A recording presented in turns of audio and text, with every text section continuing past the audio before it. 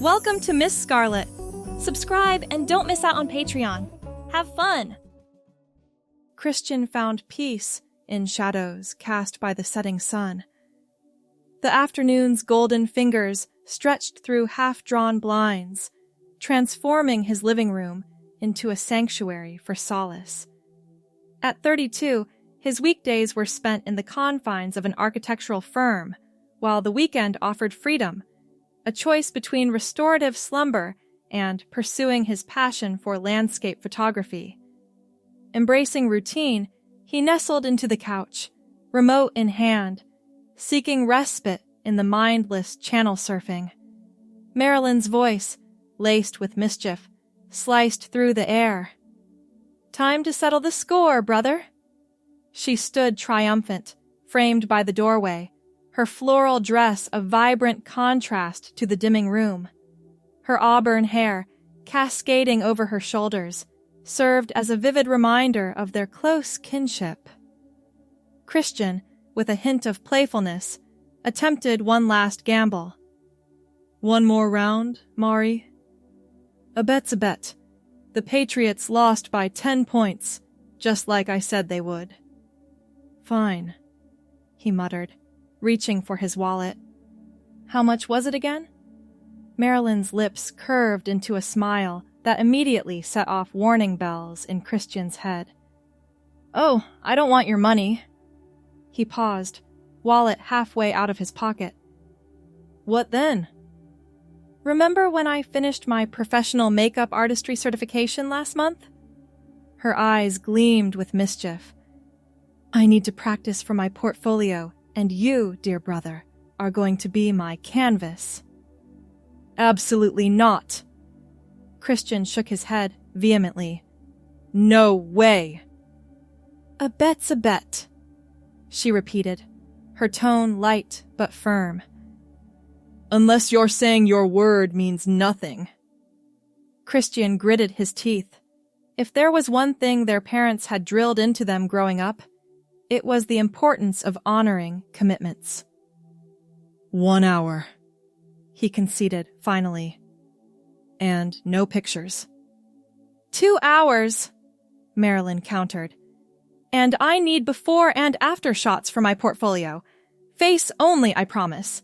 Your reputation as the manliest man in Boston will remain intact." 1.5 hours, he negotiated. "And the photos never go public." "Deal." She extended her hand, which he shook with resignation. "Tomorrow evening, my place, 7 o'clock. The next evening arrived with alarming speed. Christian stood outside Marilyn's apartment door, contemplating whether his honor was truly worth the humiliation that awaited him. Before he could reconsider, the door swung open. "You're late," Marilyn observed, stepping aside to let him in. The apartment smelled of vanilla and something else, a scent he couldn't quite place, herbal and slightly exotic. "Traffic," he mumbled, though they both knew it was a feeble excuse. He'd been stalling. "Sit." She gestured toward a chair positioned in front of a well-lit vanity. An impressive array of makeup products was arranged on the surface, more than he'd ever seen in one place outside of a department store. Christian eyed the setup warily as he lowered himself into the chair. "Where did all this come from? I thought you were just starting out." "Most of it is standard kit stuff," Marilyn explained, pulling her own chair closer. "But this?" She picked up an ornate lacquered box, inlaid with mother-of-pearl. "This was a gift from a client." She opened the box, revealing an assortment of makeup items nestled in deep crimson velvet. The products looked expensive, with intricate designs etched into metal casings. "A client gave you all that?" Christian raised an eyebrow. "Must have been some makeover." "She was unusual." Marilyn selected a foundation bottle from the box. Said she'd been waiting for someone with the right touch to pass these on to. claimed they were special, would reveal a person's true essence, or something equally mystical. She laughed lightly. But the quality is exceptional. Now, close your eyes. Christian complied reluctantly, tensing as he felt a cool, damp cloth pass over his face. This stuff better wash off easily. Relax. I'm a professional now, remember? The gentle pressure of a brush replaced the cloth, sweeping across his skin in measured strokes. Foundation first. This will even out your skin tone. My skin tone is fine, he grumbled. Your 5 o'clock shadow begs to differ. The brush continued its work, joined occasionally by the soft press of Marilyn's fingertips, blending the product. The great thing about this foundation is how it adapts to the wearer. It's like it knows exactly what shade you need. Time passed in a blur of brushes, sponges, and unfamiliar sensations. Christian kept his eyes closed through most of it, opening them only when instructed to look up, down, or straight ahead. Marilyn worked in concentrated silence, occasionally muttering to herself or making small sounds of approval. Almost done, she announced, after what felt like much longer than the agreed-upon hour and a half. Just one last thing. Christian felt something smooth and waxy being applied to his lips. The sensation was strange but not entirely unpleasant. This lipstick is the pièce de résistance, Marilyn said, her voice oddly reverent. The woman who gave me this kit said it was the most powerful item in the collection. Supposedly makes anyone who wears it irresistibly beautiful. Glad to hear I'll be irresistible for the 10 minutes before I wash all this off, Christian replied dryly. And finished. Marilyn stepped back, tilting her head as she assessed her work. A slow smile spread across her face. Oh, Christian, you have to see this. She turned the chair toward the mirror, and Christian reluctantly opened his eyes. The reflection that stared back stunned him into silence. The person in the mirror was still recognizably him. Same bone structure, same blonde hair, but transformed in ways he couldn't quite articulate. His skin appeared flawless, with a subtle glow that seemed to come from within.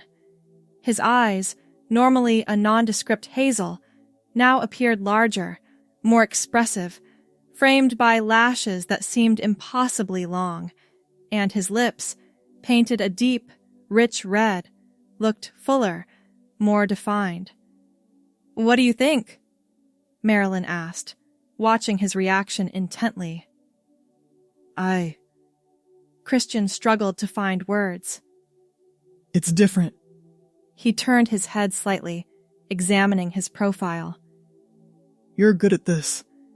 It doesn't even look like I'm wearing makeup, except for the lipstick. That's the highest compliment you can give a makeup artist. She beamed, reaching for her phone. Now for those photos. Christian posed awkwardly for the before and after shots, eager to be done with the whole experience. As soon as Marilyn declared she had what she needed, he headed for the bathroom. Wait! She called after him. Let me give you some makeup remover. That stuff won't come off with just soap and water. She handed him a small bottle and a pack of cotton pads. Be gentle around the eyes. In the privacy of the bathroom, Christian studied his reflection again. There was something unsettling about seeing himself this way, not because he looked bad, but because he looked so right. He dismissed the thought immediately, dampening a cotton pad with the remover. The makeup came off easily enough, though the lipstick required an extra application. As he patted his face dry, he noticed a slight tingling sensation across his skin, but attributed it to the unfamiliar products. All done, he announced, returning to the living room where Marilyn was organizing her makeup supplies. She looked up, a flicker of something. Surprise? Confusion? crossing her face before she smiled. Looks good. No residue. Thanks for making it painless. Christian checked his watch. I should get going. Early meeting tomorrow. Of course. She walked him to the door. Thanks for being a good sport. A deal's a deal, he replied, surprising himself with how little resentment he felt. Just keep those photos private, okay? Scout's honor. She pressed a quick kiss to his cheek. Get home safe. The drive back to his apartment was uneventful, though Christian found himself unusually aware of the sensation of air on his skin, as if his nerve endings had become more sensitive. He attributed it to the thorough cleansing his face had received, and thought nothing more of it. That night, he slept more deeply than he had in years, wrapped in dreams filled with unfamiliar colors and sensations. Morning arrived with the harsh blare of his alarm. Christian rolled over, hitting the snooze button with practiced precision. His body felt strange, lighter somehow, as if he'd shed a layer of something heavy during the night. He stretched, noticing that his pajama top seemed looser across his shoulders. When he finally dragged himself to the bathroom, the face that greeted him in the mirror caused him to freeze mid-yawn. It was his face, undoubtedly, but not quite. His features appeared slightly softer, the angles of his jaw less pronounced. His lips, still tinged with the faintest hint of red despite his thorough cleansing the night before, looked fuller. And his skin had a smoothness to it that he'd never possessed, not even as a teenager. What the hell? He muttered, leaning closer to the mirror. His voice sounded normal enough, if a bit rough with sleep. He splashed cold water on his face, half expecting the changes to wash away like remnants of makeup. They didn't. If anything, the water seemed to enhance the subtle glow of his skin. Blaming poor sleep and possibly an allergic reaction to Marilyn's makeup, Christian went through his morning routine. If his colleagues noticed anything different about him during the morning meeting, they didn't mention it. By lunchtime, he'd convinced himself it was all in his imagination. That evening, however, brought another shock. As he undressed for a shower, Christian noticed his chest appeared different, slightly more prominent, the nipples more sensitive when the water hit them. His waist, too, seemed to have narrowed marginally. Alarm bells rang in his mind. This wasn't normal. People didn't just change shape overnight. He reached for his phone, intending to call his doctor, then hesitated. What would he say? That he was turning... what? More feminine? Instead, he called Marilyn. Hey, what's up? She answered on the third ring. Mari, what was in that makeup you used on me? He tried to keep his voice steady. Standard ingredients. Why? Are you having a reaction? I don't know if reaction covers it. He took a deep breath. I look different. My face is softer, and my body feels weird. A pause. Different how? Like, less masculine. The words felt strange in his mouth. What was in that special kit? Another longer pause. I don't know the specific ingredients. The woman just said it was special. I thought she meant high quality. Well, something's happening, and it started after your makeover. Christian ran a hand through his hair, noticing it felt silkier than usual. I'm coming over. I have a client in 30 minutes, Marilyn protested. Cancel. His tone left no room for argument. This is important. 40 minutes later, Christian sat in Marilyn's living room while she examined his face with professional scrutiny. I see what you mean, she admitted finally. Your features have definitely shifted But it's subtle. Most people probably wouldn't notice unless they were looking for it. That's not reassuring. Christian paced the room. People don't just change appearance overnight. Maybe it's some kind of delayed allergic reaction, she suggested, though her tone lacked conviction. To what? Magic makeup? He stopped pacing, a thought occurring to him. Where did you say you got that kit? Marilyn hesitated. From a client, an older woman. She came in for a makeover for her granddaughter's wedding. And she just happened to give you an expensive makeup kit? She said I had a gift, that I could see people as they truly were. Marilyn looked uncomfortable. I thought it was just a nice compliment from an eccentric old lady. Did she leave a name? Contact information? Eleanor Voss. I have her number somewhere. Marilyn rummaged through her phone. Here. Christian took the phone, dialing the number immediately. It went straight to a disconnected message. Great, he muttered. Now what? Maybe it'll wear off? Marilyn offered weakly. Like a temporary reaction? But it didn't wear off. Instead, the changes accelerated over the next few days. Christian's facial features continued to soften, his body gradually reshaping itself. His hips widened slightly, his waist narrowed further, and his chest developed what could only be described as small breasts. His voice, too, began to change, rising in pitch until it settled into a range that could easily be mistaken for a woman's. By the 5th day, Christian called in sick to work, unable to face colleagues who would surely notice the dramatic changes. His clothes no longer fit properly, shirts too loose in the shoulders and tight across the chest, pants sliding off narrower hips. This can't be happening, he whispered to his reflection, a reflection that looked less like him and more like someone else, someone female. Marilyn had been researching frantically, searching for any information about Eleanor Voss or similar cases of unexplained transformations. She found nothing concrete, just vague legends and mythological references to objects that could reveal or transform one's true nature. On the 7th day, she arrived at Christian's apartment with a small suitcase. I brought some clothes that might fit better, she explained, setting the case on his bed. And I have news.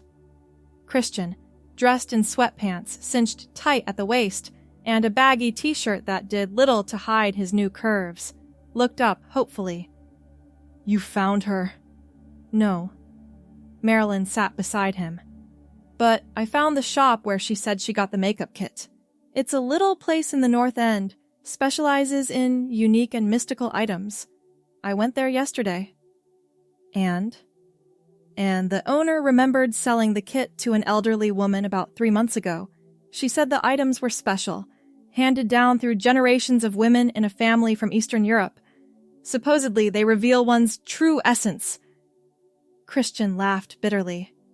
My true essence is female? That's absurd. I've never felt anything but male my entire life. Maybe it's not that simple. Marilyn opened the suitcase, revealing neatly folded women's clothing. The shop owner said sometimes people have aspects of themselves they've never acknowledged, parts they've suppressed or never had the opportunity to explore. So what?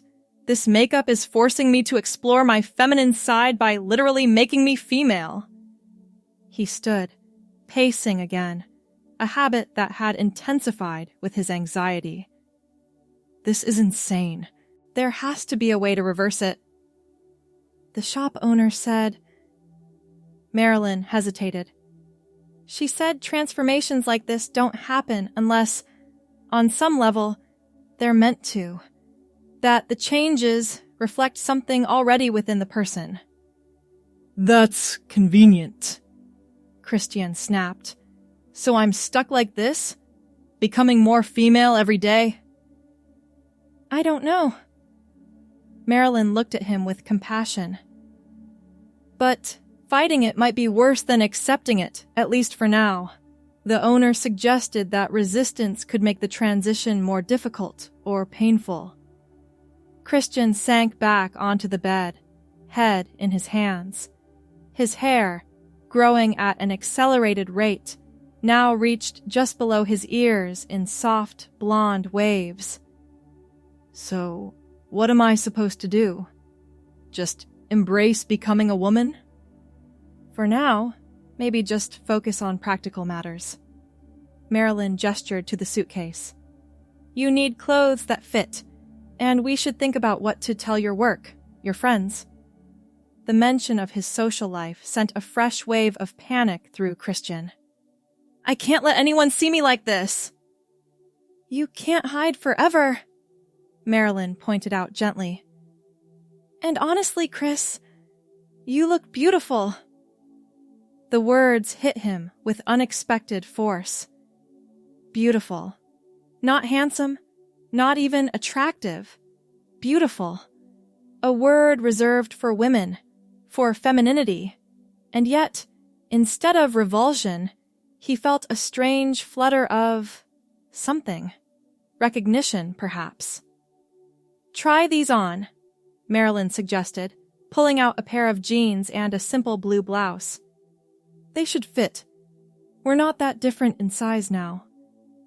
Mechanically, Christian took the clothes and retreated to the bathroom. The jeans slid on with surprising ease, hugging curves he was still adjusting to. The blouse, a soft silk in a deep azure blue, felt cool and pleasant against his skin. When he looked in the mirror, the person staring back was undeniably female. Delicate features, graceful neck, the gentle swell of breasts beneath silk. How do they fit? Marilyn called through the door. Christian opened the door slowly. Fine, he said, his higher voice still startling to his own ears. They fit fine. Marilyn's eyes widened slightly. Oh, Chris, that blue is perfect with your coloring. She circled him, assessing with a professional eye. We'll need to get you properly fitted for a bra soon, but for now, this works.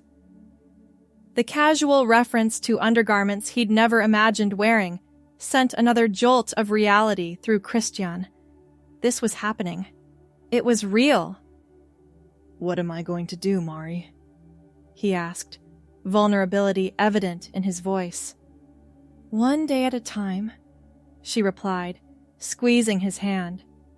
Starting with a name. Do you want to keep using Christian? The question hadn't occurred to him. I don't know. It could be adapted. Christina, maybe? Or something completely different, if you prefer. Christina, he repeated, testing the sound. It felt strange, but not entirely wrong. Maybe. I'm not ready to decide that yet. No rush, Marilyn assured him. But you might want to think about how you'll present yourself when you're ready to face the world again. The next few days passed in a blur of adjustments.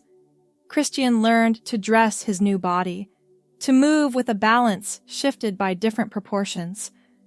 Marilyn brought more clothes, cosmetics, and practical items he'd never needed before. His hair continued to grow, now brushing his shoulders in soft blonde waves that framed his increasingly feminine face. By the end of the second week, the physical changes seemed to stabilize. Looking in the mirror, Christian saw a complete transformation, a slender woman with delicate features, graceful curves, and an ethereal quality to her beauty. Nothing remained of his masculine appearance, except perhaps something in the set of his eyes, a familiar determination. I need to go back to work, he announced one morning, dressed in a borrowed outfit of white tailored pants and the blue silk blouse that had become a favorite. I can't hide forever. Marilyn, who had been helping him navigate this strange transition, looked concerned. Are you sure? It's only been 2 weeks. I'm sure. His voice, now permanently settled into a melodic female range, carried a newfound confidence. I've been emailing with HR. They've been surprisingly understanding about my situation. What did you tell them exactly? The truth, more or less. That I'm transitioning. They assumed it was a planned process that accelerated unexpectedly. He smoothed the blouse over his curves. They're changing my email and documentation to Christina Miller. So you're going with Christina? Marilyn observed with a small smile. It suits you? It feels right. Now she, admitted. Nothing about this has been my choice, but if I'm going to be a woman, I might as well embrace it fully. Including the name. Marilyn nodded. I'm proud of you. This can't have been easy. Christina laughed softly. Easy? My entire identity has been turned inside out. But the strangest part is, it doesn't feel wrong. Different, yes. Challenging, absolutely. But not wrong. The shop owner said the transformation reflects something already within. Marilyn reminded her. Maybe there was always a part of you that was Christina. Maybe. She checked her appearance one last time. How do I look for my first day as a professional woman? Perfect. Marilyn handed her a purse. Another loan until Christina could build her own wardrobe. Remember what we practiced. Confidence is key. The return to work was both easier and harder than Christina anticipated. The HR department had prepared her colleagues, explaining that Christian was now Christina and requesting respect for her transition. Some coworkers were awkward, others surprisingly supportive. A few avoided her entirely. Her boss, after an initially stunned reaction, adjusted quickly. Your work has always been excellent, he told her during a private meeting. That's what matters here. Everything else is your business. Days turned into weeks. Christina adapted to her new reality with increasing grace. She learned to apply makeup with Marilyn's guidance, to walk in heels, to navigate social situations from a female perspective.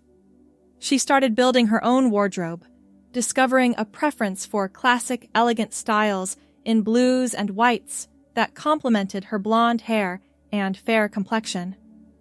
6 weeks after the transformation began, Christina returned to Marilyn's apartment for dinner, a weekly tradition they'd established. I want to try contacting Eleanor Voss again, she announced as they cleared the dishes. I have questions.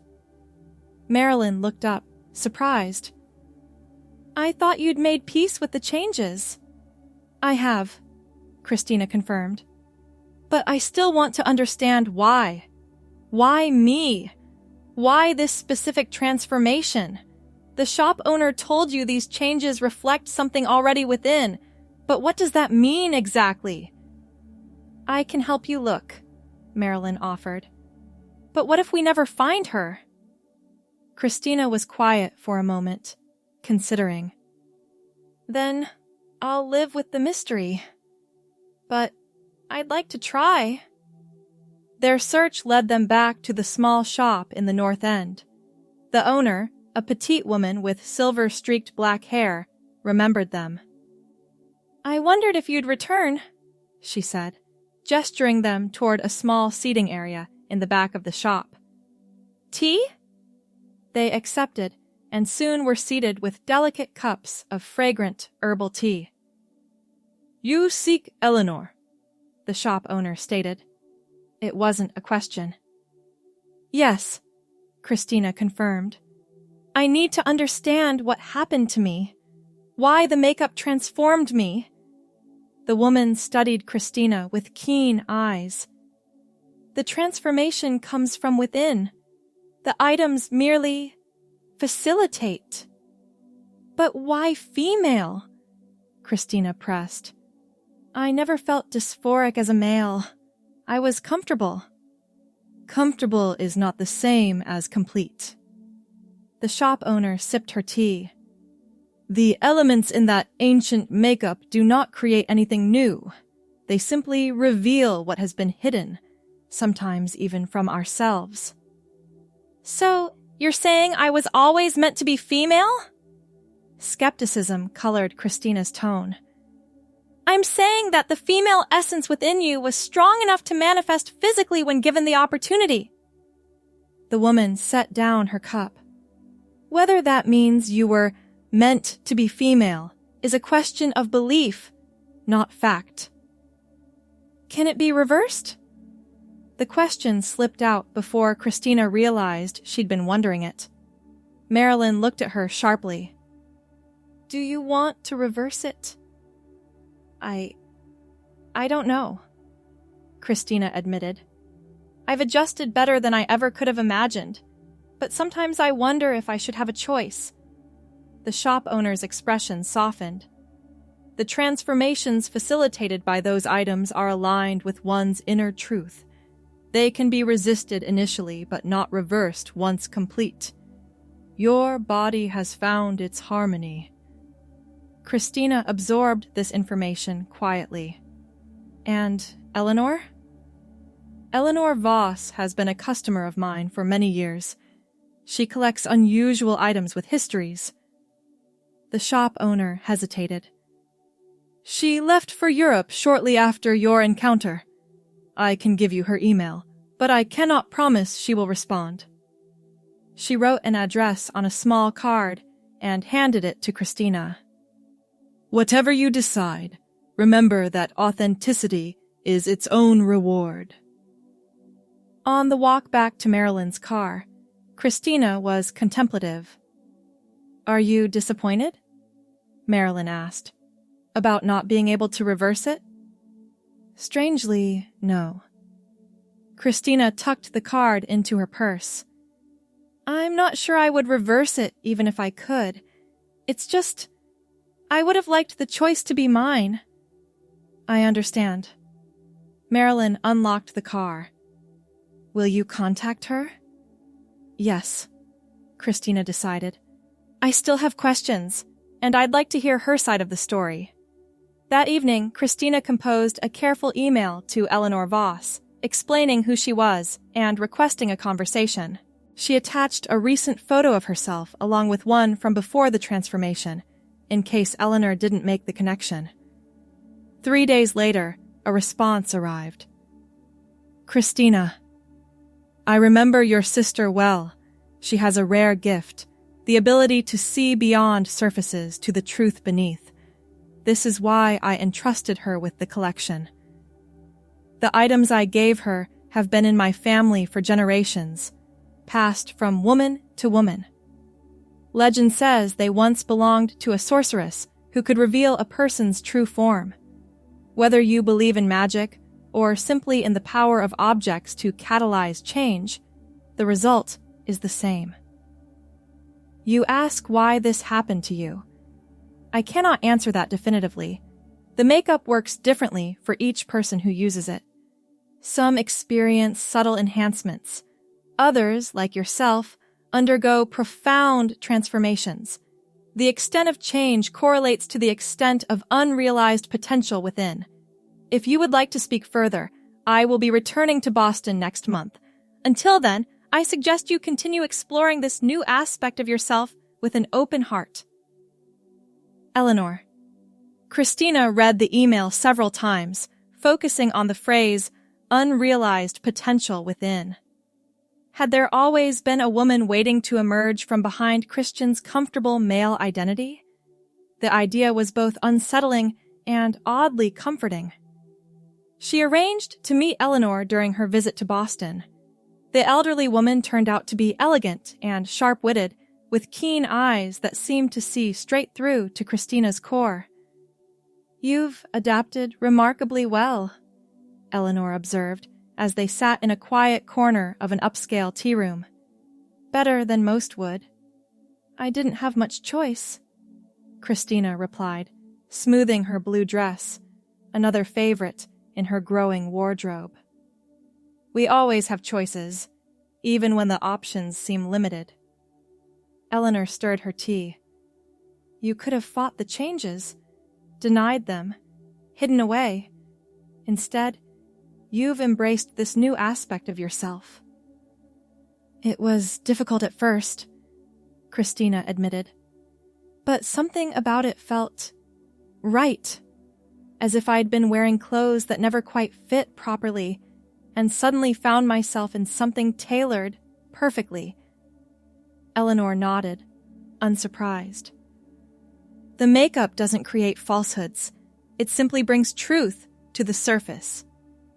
But how could this be my truth when I never felt it before? Many truths remain undiscovered until circumstances reveal them. Eleanor's gaze was compassionate. Society shapes us from birth, teaching us which parts of ourselves to nurture and which to suppress. Sometimes the parts we're taught to ignore are essential to our wholeness. Christina considered this. So you're saying some part of me was always female, just dormant? I'm saying that the boundaries between male and female are more permeable than most people realize. The makeup simply allowed your feminine essence to emerge fully. Eleanor reached across the table, patting Christina's hand. The question isn't why this happened, but what you'll do with the life you now have. It was a question Christina had been pondering for weeks. Her career remained stable, her skills as an architect unchanged by her transformation. Her relationship with Marilyn had deepened into an even stronger bond, but socially, romantically, she was in uncharted territory. I'm still figuring that out, she confessed. Dating as a woman is different. Eleanor chuckled. I imagine it would be. You have a unique perspective few will ever experience. That's true. Christina smiled, a genuine expression that lit up her delicate features. I understand both sides in ways most people never will. As they parted ways, Eleanor left Christina with one final thought. The greatest transformations in life are rarely those we plan for, but often those we need most. In the months that followed, Christina continued building her new life. She dated occasionally, men at first, out of familiarity, then women as well, discovering that her attractions were not limited by gender. She maintained her career, eventually earning a promotion based on her innovative designs for a sustainable housing project. On the anniversary of her transformation, Christina stood before her mirror, dressed in the same blue silk blouse and white pants she'd worn on her first day back at work as a woman.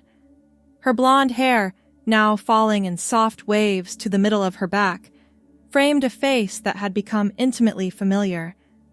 Her face, her true face. Happy anniversary, Marilyn said, appearing in the doorway with a small wrapped package. Has it really been a year? Christina turned from the mirror, smiling. A full year since my brother became my sister. Marilyn offered the gift. Though sometimes it feels like you've always been Christina. The package contained a delicate silver compact mirror, antique in design but in pristine condition. Inside, the mirror was flawless, reflecting Christina's image perfectly.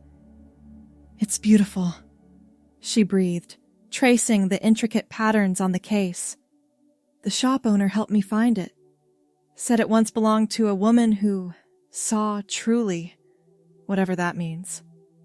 Marilyn shrugged. I just thought it was pretty and seemed appropriate. It's perfect. Christina embraced her sister. Thank you. For the gift. And for everything else this past year. You did the hard part, Marilyn reminded her.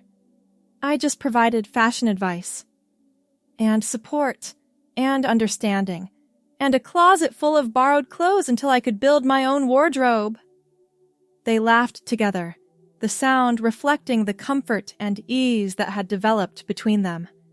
Christina was no longer Christian, would never be Christian again. But the core of who she was remained.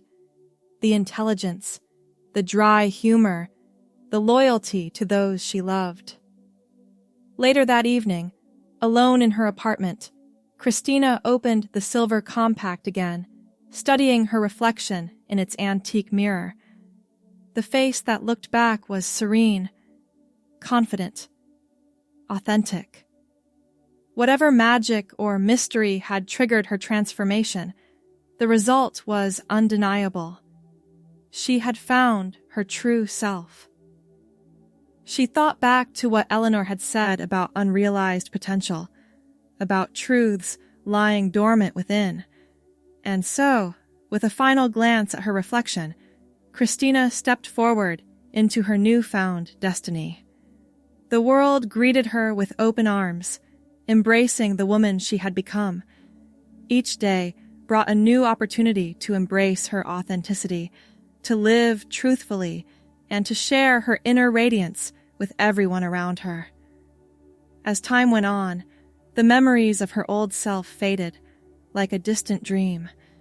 The discomfort and dissonance of the past were now mere chapters in a story that had led her to this moment of self-actualization.